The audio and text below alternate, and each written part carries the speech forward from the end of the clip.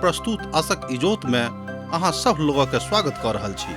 यह कार्यक्रम सब लोगों के लेल अछि जे नाना प्रकार के बा तरह तरह के विपत्ति, उलझन आ अशांति में पड़ क सच्चा जीवन के ज्योति से भटक गेलहुँ अछि आ हुनक नहीं मालूम छनि कि जीवन के नीक ज्योति की अछि। जो देखू पवित्र शास्त्र बाइबल में जीवन के ज्योति के दर्शायल गेल अछि। कृपया क देखू आ सुनू कि परमेश्वर कोना क अहाँ सँ मार्गदर्शन करै छथिन। आशा के इजोत मैथिली कार्यक्रम में हम एक बेर और अहाँ के अभिनंदन प्रभु यीशु मसीह के मीठ आ पवित्र नाम से कह रहल छी। हमरा सब पुनः परमेश्वरक महाविद्यालय में आबि गेल छी, जतऽ हमरा सब प्रभु के ज्ञान, प्रभु के शिक्षा के प्राप्त कर रहलहुँ हैं। अब अखन धरि हमरा सब युवा लोकक बुद्धि के विद्यालय में नामांकन करा चुकने छलहुँ हैं। किछ काल भ गेल अछि, तहन अब हमरा सब महाविद्यालय में आबि गेल छी, जे अब बड़ शीघ्रता में हमरा सब गोटे के प्रमाण पत्र वितरण हैत। अर्थात जे जेना मेहनत केने छथि हुनक मेहनतक अनुसार हुनका प्रमाण पत्र भेटय वाला छनि। ई बात मनुखक दृष्टि से अछि आ ई बात परमेश्वरक दृष्टि से अछि, कियाक तऽ अहू ठाम हमरा लोकनि एही तरहक देखैत छी। जे जेना मेहनत केने छथि हुनका ओही तरह के प्रमाण पत्र भेटैत छनि। जहन अहाँ कोनो हाकिमक संग भोजन करबाक लेल बैसब तहन एहि बातक मोन लगायब आ सोचब जे हमरा सन्मुख में के छथि। आ जँ अहाँ बेसी खाय वाला छी वा खाइत छी तऽ कनके खा कऽ आ भूखले उठि जायब। एहि बातक एहिठाम हमरा लोकनि नीति वचन में देखैत छी, हुनक स्वादिष्ट भोजन वस्तुक लालसा नहि करब, किएक तो धोखाक भोजन अछि। तेसर पद के देखियो एक बेर आर, हुनक स्वादिष्ट भोजन वस्तुक लालसा नहि करब, किएक तो धोखाक भोजन अछि। एहिठाम एहि बातक परमेश्वरक वचन स्पष्ट कऽ रहल अछि कि हमरा सबके कोन तरहक भोजन करबाक अछि आ कतक भोजन करबाक अछि। हम तो बाजब जे ई सामान्य तरहक भाषा अछि आ जँ अहाँ ओहि तरहक कोनो पैघ भोज में हिस्सा लेबऽ जा रहल छी वा लऽ लेने छी तऽ दोनों स्थिति के अहाँके विश्लेषण कऽ के देखबाक अछि कि अहाँ सावधान छलहुँ कि नहि।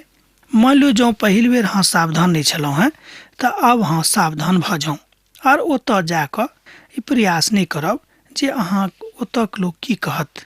केतबो नीक भोजन भेटत मुदा तकरा ऊपर बेसी लालच नहीं करब आ लालसा सेहो नहीं राखब।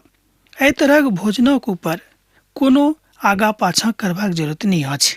तहन ओ अपन कथा के बड़ विस्तार रूप में देखैत छथि आ विस्तरण रूप में देख कऽ एहि बातक सीखैत छथि।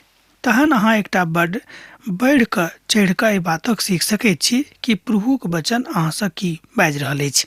मनोवैज्ञानिक कारण छल जे बड़ नीक काजक दिस लोग जाइत छथि, मुदा नीक कारणक दिस एहि दुआरे लोग जाइत छथि कि हुनका किछु नीक ओतऽसँ भेटतनि। ई एकटा मनोवैज्ञानिक कारण छल, मुदा परमेश्वरक वचनक साथ कोनो मनोवैज्ञानिक कारण लागू नहि होइत अछि। धनिक होयबाक लेल परिश्रम नहि करब, अपन सबटा बातक परमेश्वरक सन्मुख में राखब और हुनके ऊपर भरोसा राखि कऽ सबटा बात हुनके ऊपर छोड़ि देबै। कि अहाँ अपन नजर ओहि वस्तु पर लगायब जे अछि ने, ओ उकाबक चिड़ै जकाँ पाँखि लगा कऽ निस्संदेह सरंगक दिस उड़ि जाइत अछि। एहि बातक सत्यापन अहाँ एहिठाम 4 पद आ 5 पद में कऽ सकलहुँ हैं। आ जँ अहाँ अपना ऊपर भरोसा राखैत छी तऽ ई एकटा बड़ असावधानीक बात अछि, ई एकटा बड़ लज्जाक बात अछि। आ जँ अहाँ भरोसा अपन प्रभु पर राखैत छी, अपन उद्धारकर्ता पर राखैत छी, अपन बनौनिहारक ऊपर राखैत छी तऽ एकटा बड़ महानताक बात अछि, बड़ शोभनीय बात अछि। अपन कथाके विस्मित भऽ कऽ नहि, मुदा अपन कथाके क्रियाशील कऽ कऽ अपन प्रभुके हाथमे दऽ दियौ, तहन धनिक भेनाइ कोनो खराब गप नहि भेल। मुदा जेना हमरा लोकनि सिखलहुँ हैं कि धन अहाँ कोना कऽ कमौने छी, कोना कऽ कमा रहल छी, एहि बातक ऊपर ध्यान देबै। प्रभु ई नहि चाहैत छथि कि अहाँ गरीबे रहू, किएक तऽ पवित्र पोथी बाइबल कहैत अछि कि जेना अहाँ सब बात में आगाँ बढ़ि रहल छी, जेना अहाँ आत्मिक बात में आगाँ बढ़ि रहल छी, ओही तरह अहाँ सब बात में आगाँ बढ़ि जाउ। आ धनिक लोकक संगे काज करनाइ कोनो खराब गप सेहो नहि थिक। एक धनिक मनुख हमरा ई कहलनि जे ओ पाइ टका कमेबाक लेल बड़ खूब सेवा लैत छथि आर खूब इंतजाम करैत छथि आ तरह तरहक युक्ति लगाबैत छथि। मुदा कालांतरमे ओ कहलनि कि जे केओ हमरा एहिठाम काज करैत छथि हम हुनका संगे कहियो कोनो तरहक धोखेबाजी नहि करैत छियनि। हुनक जतेक नीक मजदूरी छनि, हुनक जतेक मजदूरी छनि वास्तवमे ओहि सब टाका हम हुनका दऽ दैत छियनि। अर्थात टाकासँ ओ प्रीति राखैत छथि, मुदा ओ न्यायप्रिय सेहो छथि। दोसर गपमे हम बाजि सकैत छी कि ओ नीक धनिक मनुख छलाह, मुदा अहू तरहक धनिक मनुख छथि जे गरीबो लोकसँ हुनक टाका मारि कऽ राखैत छथि। तहन ओ मनुख परमेश्वरक नजरिमे उचित मनुख नहि अछि। ई परमेश्वरक लेल की कऽ रहल छथि तकरा पर ध्यान देबाक अछि। कोनो बुराइ नहि जे अहाँ धन कमा रहल छी, मुदा बुराइ तहन पैदा भऽ जाइत अछि जहन अहाँ पापक कमाई कऽ कऽ स्वयं के मजबूत करैत छी आ बुझैत छी कि हम मजबूत भऽ गेलहुँ हैं। किएक तऽ बहुत लोकक नजरिमे धनके वा टाका पैसाक महत्व ततेक रहैत छनि, ओ बुझैत छथि कि टाके एहि संसारमे सब किछु अछि। हम अहाँके जरूर एकटा बात कहब कि टाका बहुत किछु अछि, एहिमे संदेह नहि, मुदा धन वा टाका पैसा सब किछु नहि अछि आ कहियो कोनो परिस्थितिमे टाका पैसा परमेश्वर नहि भऽ सकैत छथि। एक गोटे तऽ हमरा एतऽ धरि बजलाह जे टाका तऽ हमरा नजरिमे सब किछु अछि। एहि तरहक लोकक कमी आजुक परिप्रेक्ष्यमे एहि संसारमे नहि अछि। काल्हि अर्थात ऐतिहासिक कालक दिस जँ अहाँ बढ़बै तऽ पायब ओहू कालमे एहि तरहक लोकक कमी नहि रहैक। ईश्वरसँ बढ़ि कऽ बहुत केओ टाके पैसाके बुझैत छथि।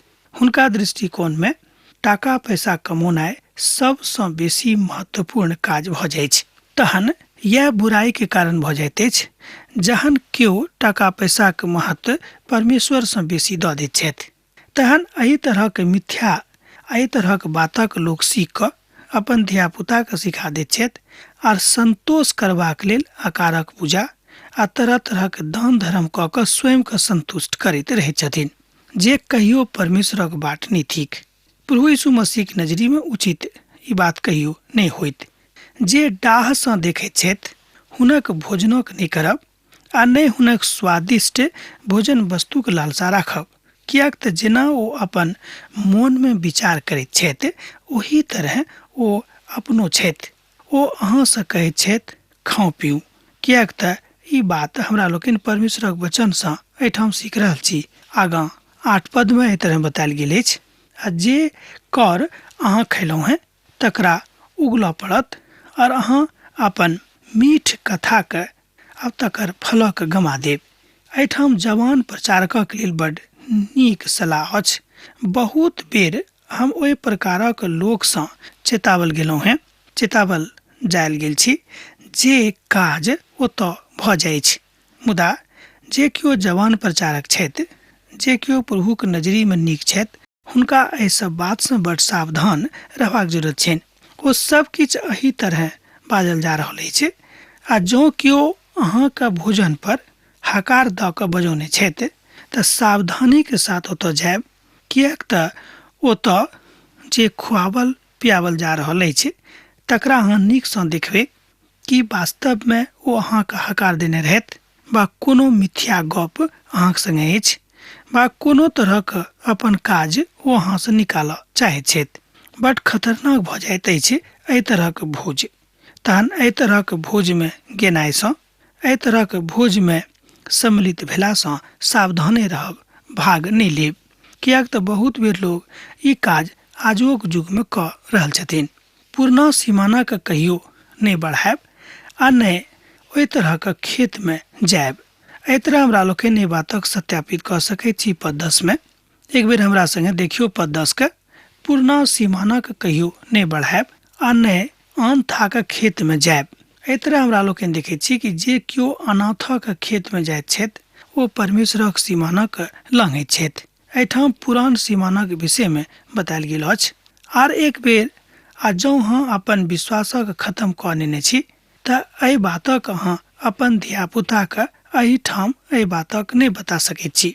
आर अहाँक मोन अप्रभुक संगे जहन नहि अछि तहन अहाँ अपन धियापुताके शिक्षा नहि दऽ सकैत छी कि अहाँ अपन प्रभुक संगे रहू, किएक तऽ कथन आ कथ्य दोनोमे फर्क भऽ जायत, कथनी आ करनी दोनोमे फर्क भऽ जायत। बा स्पष्ट हम बाजि रहल छी कि अब अहाँ साफ साफ प्रभुक शिक्षा का अपन धियापुता के नहीं बता सकलहुँ हैं। किएक तऽ विश्वासी के धियापुता एहि बातक शिक्षा देबाक प्रयास करबाक अछि जे ओ नीक कथाके सीखैक। प्रभुक एकटा दास कहैत छथि जे किछु देश अपन आत्मिक कमजोरी के कारणे अपन राष्ट्रक कमजोर बना देने छथि। देखियौ एकटा कतेक नीक उदाहरण एहिठाम बतायल गेल अछि। दुनिया में एहन बहुत देश अछि जे ओहि देशक लोक अपन आत्मिक कमजोरी के कारणे अपन देशक कमजोर कऽ देने छथि। धियापुता के ताड़ना देनाइ नहि बिसरायब, किएक तऽ जँ अहाँ हुनका छड़ीसँ ताड़ना देबै तऽ ओ नहि मरताह। एहिठाम पवित्र पोथी बाइबिल बताबैत अछि कि अपन धियापुताके जखन ओ धियापुता छथि वास्तवमे हुनका अहाँ ताड़ना दियौ, किएक तऽ छड़ीक मारिसँ कोनो धियापुता नहि मरत नहि मुदा ओ नीक बाट पर चलि कऽ आगाँ बढ़ताह आर आगाँ चलि कऽ हुनक जिंदगी सुखी भऽ जेतनि, अहूँ सुखी भऽ जायब आर परमेश्वरक नजरीमे अहाँ और अहाँक धियापुता दोनों ठीक भऽ जायब। एहि बातक ऊपर हमरा सब पुनः आबि रहल छी जे धियापुताके तामसमे आबि कऽ छोड़ि दियौक से नहि। कहियो कहियो लोग धियापुताके तामसमे आबि कऽ छोड़ि दैत छथिन। ई काज नहि करबेक। ओ अपन धियापुताके अपन प्रभावक ऊपर ने मुदा प्रभुक वचनके प्रभावक ऊपर सामान्य बना कऽ हुनका शिक्षा दियौ। धियापुताके सम्हारि कऽ रखबाक अछि आ हुनक सुधारक लेल हुनका छड़ी सेहो लगेबाक अछि। आ जँ अहाँ अपन धियापुताके देखभाल नहि करब तऽ अहाँक धियापुताके के देखभाल करत? तहन अहाँक धियापुता एकटा असामान्य धियापुताके जकाँ भऽ जेताह। एहि तरह हमरा लोकनि देखैत छी कि परमेश्वरक पवित्र वचन प्रभु पिता परमेश्वरक ओहि वचनक दिस लऽ जाइत अछि जे वास्तवमे मनुष्य जातिके महानतम शिक्षाक दिस लऽ जाकऽ बुद्धिमान बना दैत अछि। हे हमर पुत्र, अहाँ सुनि कऽ बुद्धिमान भऽ जाउ और अपन मन नीक बाट पर सोझ चलाउ। एहि बातक एहिठाम हमरा लोकनि देखैत छी पद 19 में एहिठाम एहि तरह बतायल गेल अछि, हे हमर पुत्र, अहाँ सुनि कऽ बुद्धिमान भऽ जाउ आर अपन मन नीक बाट पर सोझ लऽ चलू।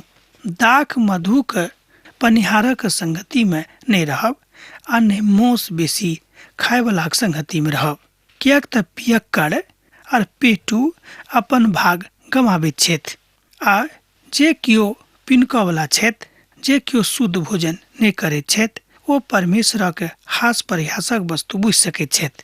एहि बातक सत्यापन अहाँ 20 पद आ 21 पद के पढ़ि कऽ कऽ सकलहुँ हैं। अहाँक दोस्त कोन प्रकारक छथि? एहि विषय पर बड़ सावधानी के साथ विचार करबेक, तहने अहाँ केकरो से दोस्ती करियौ। हम ई नहि कहै छी कि जे अहाँ दोस्त नहि बनाउ, अहाँ दोस्त नहि राखू, से हम नहि बाजि रहल छी। पवित्र वचन सिखाबैत अछि कि अहाँक दोस्त जिनका अहाँ दोस्त बना रहल छी कोन प्रकारक छथि, हुनक व्यवहार केहन छनि, हुनक आत्मिक जिंदगी केहन छनि आर हुनक आत्मिक जिंदगी कतेक गहीर भेल छनि आ हुनका और केहन केहन लोकक संगे संगति छनि। ई सबटा बातक के ऊपर ध्यान दऽ कऽ तहने अहाँ केकरो अपन दोस्त बनाबियौ। सावधान रहब नहीं तो धोखा खायब, किएक तऽ कहावत अछि जे जेहन संगति के होइत तकरा तेहने गुण भऽ जायत। एकटा कहावत अछि कि जेहन संगति तेहन गुण, अर्थात जेहन संगति में रहब तेहने गुण अहाँके मन में पसरत, अहाँके ज्ञान में पसरत, अहाँके जिंदगी में पसरत आर अहाँ तेहने भऽ जायब। तहन जहन अहाँ बुद्धि के विद्यालय में छी तऽ ई गप पुनः अहाँके करऽ पड़त जे बुद्धि के होनिहार यहोवा छथि।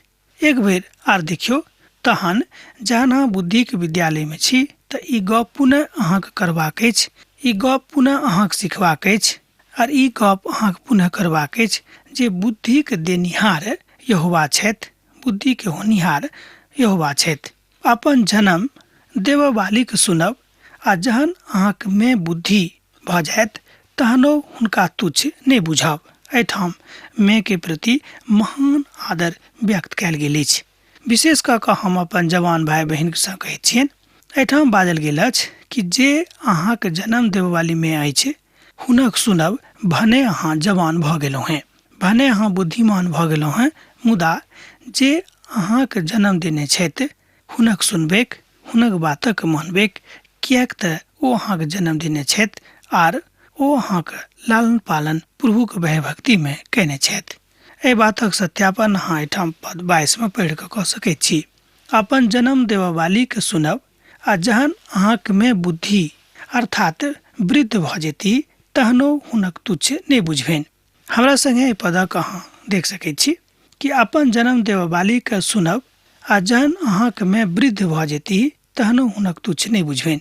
युवा सब बुद्धिक महाविद्यालय सँ स्नातकक लग आबि गेल छथि, अर्थात ओ सब अब स्नातकक बात कऽ रहल छथि, पढ़ि रहल छथि, आ हुनका सभक माता पिता आब वृद्ध भऽ गेल छनि, अर्थात हुनका सभक ई सिखबाक अछि कि अपन माता पिताक संगे, अपन माय बाबूक संगे, अपन जे केओ वृद्ध छथि हुनका संगे कोन तरहक व्यवहार करबाक छनि। एहि तरह पवित्र पोथी बाइबिल हमरा सब गोटे के सिखा रहल अछि कि हमरा सभक नैतिक जीवन में, हमरा सभक सामाजिक जीवन में, हमरा सभक आत्मिक जीवन में कतेक मजबूत वा बुद्धियार बनबाक अछि। दाऊद अपन सृष्टिकर्ताक बाटक जानैत रहथि, आ ओहि रीति से ओ आचरण सेहो करऽ वाला मनुष्य छलाह। अर्थात हमरा लोग जानै छी कि दाऊद का बहुत बेसी ज्ञान भऽ गेल रहनि, मुदा एहिके बादो ओ अपन सृष्टिकर्ता सँ, अपन उद्धारकर्ता सँ, अपन प्रभु सँ, अपन बनौनिहार सँ कहियो फरक होयबा के मोन नहि भेलनि।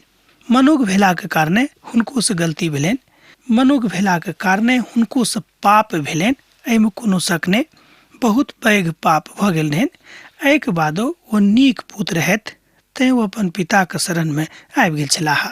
नीक पुत्र बनि जाउ, ई परमेश्वरक आज्ञा अछि। सत्तक गिनब बेचब नहि। एहिठाम बताओल गेल अछि कि सत्तक कीनब बेचब नहि, तकरा बाद बुद्धि, शिक्षा आ समझ के सेहो कीनब। नीति वचनक पोथी तकर 23 अध्याय आ तकर 23 पद एहि बातक कहैत अछि। की कहैत अछि एक बेर आर देखियौ। कहैत अछि एहि तरह कि सत्तक कीनब बेचब नहि, आ तकरा बुद्धि आ शिक्षा आ समझ के सेहो कीनब। अहाँक बड्ड वा हमरा बड्ड एहि तरहक लालसा भऽ सकैछ कि हमरा सब तरह तरहक आवश्यकताक लेल तरह तरहक प्रयास करैत रहैत छी। देखबाक अछि कि जाय बातक प्रयास अहाँ कऽ रहलहुँ हैं, जाय बातक प्रयास कऽ कऽ अहाँ कोनो वस्तुके प्राप्तिक इच्छा राखैत छी, तऽ वास्तवमे अहाँके प्रयास ठीक अछि कि नहि, एक बात। दोसर बात, जाय बातक लेल अहाँ प्रयास कऽ रहलहुँ हैं, ओ प्रयास उचित बातक लेल अछि कि नहि। जँ अहाँ एहि सबटा बातक बुझि गेल छी तहन अहाँ नीक किननिहार बनि जायब, और अहाँके लगमे, अहाँके घरमे सब बात उपलब्ध रहत जे बात अहाँके आवश्यकताके लेल जरूरी अछि। किएक तऽ वचन बताबैत अछि कि परमेश्वर कहियो अहाँके भूखल नहि रहऽ देथिन, आ नहि कहियो परमेश्वर अहाँके प्यासल रखताह। यशाया के पोथी तकर 55 अध्याय आ तकर 1 पद में एहि बातक बतायल गेल अछि। आउ समस्त प्यासल लोक पानिक लगमे आउ, आ जिनका लग टाका नहि रहनि, आउ आबि कऽ मोल लिअ आ खाउ। दाख मधु आ दूध बिनु टके के लऽ चलू, बिनु दामे के लऽ लिअ। एहि तरहक एहिठाम बतायल गेल अछि 1 पद में, आबि कऽ लऽ जाउ। एहिठाम यशाया एहि बातक बाजि रहल छथि। 55 अध्याय के 1 पद में एक बेर हमरा संगे देखियौ आर। आउ समस्त प्यासल लोक पानिक लगमे आउ, आ जिनका लग टाका नहि रहनि, आउ आबि कऽ मोल लिअ आ खाउ। दाख मधु आ दूध बिनु टके के, बिनु दामे के आबि कऽ लऽ जाउ। किएक तऽ ई सब प्रभु यीशु मसीह के परमेश्वरक धियापुता के लेल कऽ देने रहथि, आ ई सबटा बात प्रभु यीशु मसीह के अवतरित भेला के बाद साक्ष्य बनि गेलै, सत्य बनि गेलै, आर सत्यापित भऽ गेलै। किएक तऽ हमरा सब गोटे के परमेश्वरे के जकाँ पवित्र बनबाक प्रयास करबाक अछि। किएक तऽ पवित्र पोथी बाइबिल कहैत अछि, जेना हम पवित्र छी अहूँ पवित्र बनू। एकर मतलब ई नहि भेल कि हमरा सब परमेश्वरे भऽ जायब, से गप नहि। एकर अर्थ यह भेलै कि जेना प्रभु परमेश्वर पवित्र छथि, हमरो सब गोटे के हुनक आज्ञाक अनुसार पवित्र बनबाक आवश्यकता अछि। आबि कऽ तकरा बाद आगाँ हमरा लोग देखैत छी कि प्रेरित पौलुस ओ बनि गेलाह। पहिने तऽ ओ साउल छलाह, किएक तऽ हुनक जिंदगी पहिने नीक नहि रहनि। जहन ओ यीशु के शरण में आबि गेलाह, तहन ओ साउल से पौलुस बनि गेलाह। किएक तऽ मसीह हमरा सभक लेल धार्मिकताक वाचा ठहरल छथि। ध्यान दियौ, किएक तऽ मसीह हमरा सभक लेल धार्मिकताक वाचा ठहरल छथि। पहिल कुरिन्थियों पोथी तकर 1 अध्याय और तकर 30 पद में ए बातक बखान भेटैत अछि। हे हमर पुत्र, अपन मनक हमरा दिस लगाऊ आर अहाँक नजर हमर चाल चलना पर लागल रहिक। ए बातक अहाँ एठाम देखै छी पद 26 में, प्रभु अहाँक पुरान पापक कहियो स्मरण नहीं करता, जौ अहाँ अपन पापक छोड़ि कऽ हुनक शरण में आबि गेल छी। कियाक तू जाने छेत कि मनुख पापी अछि, ओ पाप कऽ सकैत अछि। हुनका अंदर में अर्थात मनुष्य जाति के अंदर में पाप करबा के महान तृष्णा छनि। ओ पाप कऽ सकैत छथि, पाप करैत छथि।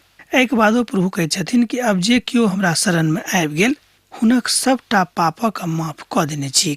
यह बात आजुक परिप्रेक्ष्य में अहूँक बुझबाक अछि। प्रभु यीशु मसीह कहैत छथि जे जँ अहाँ हमरासँ प्रेम राखैत छी तऽ हमर कथाक मानब, हमर बातक मानब। ई सब आदेश प्रभु यीशु मसीह के छनि, अपन लोकक लेल, दोसर लोकक लेल नहि। अहाँ जँ अपन प्रभु यीशु मसीह के सोनितसँ छोड़ावल गेल लोक बुझैत छी तऽ अहाँ एहि बातक गाबि सकैत छी, विश्वास कऽ सकैत छी कि हे प्रभु हमर जिंदगी के राजा थिको हैं।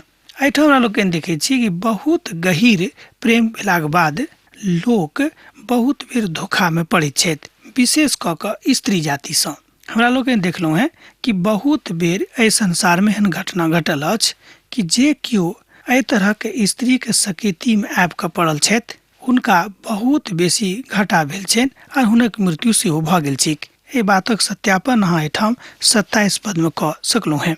बात एठाम बड़ स्पष्ट कयल गेल अछि जे प्रभु के दयालुता के कथा आ तकर वचन आ तकर सानिध्यता हमरा सब गोटे बुझबाक अछि। प्रभु यीशु मसीह चाहैत छथि कि हमरा सब हुनक सानिध्य में रहियन, हुनका लग में रहियन, हुनका पास में रहियन आ हुनका बातक बुझियन आ समझियन। यह प्रभु के महिमा अछि। ओ सबके माफ करऽ वाला छथि। जे केओ गलत काज करै छथि हुनको आ जे केओ नीक काज करै छथि हुनको, कियाकि दोनों से गलती भऽ सकै छै। एक गोटे तऽ गलत कऽ रहल छथि, हुनका से साफे गलती भऽ रहल छनि, आ जे केओ कहियो कहियो गलती करै छथि हुनको से गलती भऽ सकैत छनि। कियाक तऽ मनुखक वृत्ति में ई बात अछि कि मनुष्य से गलती भऽ सकै छै। एहिठाम 2 प्रकारक मनुखक विषय में उदाहरण देवल गेल अछि। एहि घटनाक उदाहरण अहाँ उत्पत्ति के पोथी सँ सीख सकलहुँ हैं। एहि बातक उत्पत्ति के पोथी में बतायल गेल अछि।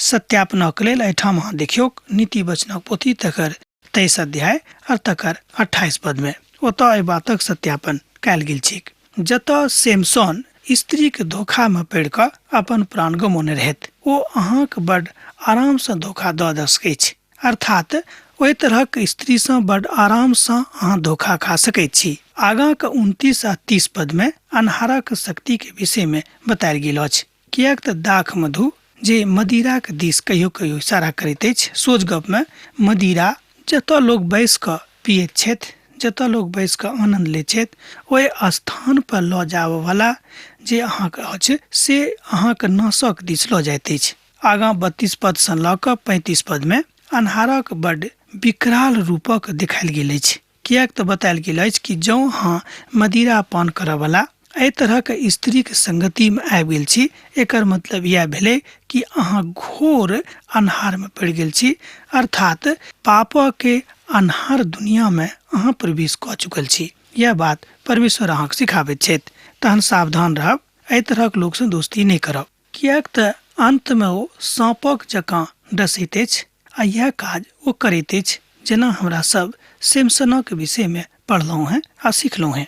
अहाँ बड़ विचित्र वस्तु के देख कऽ तकरा दिस कहियो नहीं जायब, कियाक तो वस्तु अहाँके धोखा दऽ सकै छै। कहियो कहियो हमरा सब एहन बातक देख कऽ, एहन वस्तु के देख कऽ बड़ जल्दी आकर्षित भऽ जाइत छी। तहन प्रार्थना कऽ कऽ ओहि दिस बढ़ब आ प्रभु से अगुवाई मांगब। जँ प्रभु की इच्छा है तो अहाँके भेटत, जे नहीं इच्छा है तो नहीं भेटत। कियाक तऽ प्रभु जानैत अछि कि जाय बातक अहाँ इच्छा कऽ रहल छी उचित अछि कि नहीं अछि। अब हम आजुक अध्ययन एहिठाम रोकब, कियाक तऽ अहाँ से विदा होय के हमर बेरा भऽ रहल अछि। जेना अहाँ सब हमरा एहिठाम पाती लिखैत रहैत छी, लिखैत रहब, बिसरायब नहि। यीशुक नेह अहाँके जिंदगी में बनल रहेक। आमीन।